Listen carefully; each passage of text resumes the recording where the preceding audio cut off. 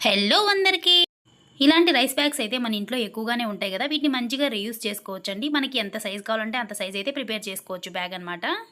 First సంచినైతే మనకి ఎంత height కావాలంటే అంత హైట్ వరకు ఉంచుకొని మిగిలిన దాన్ని ఈ విధంగా మడిచేసేయండి. తర్వాత 2 సైడ్స్ ఈ విధంగా అయితే కట్ చేసేసుకోవాలి.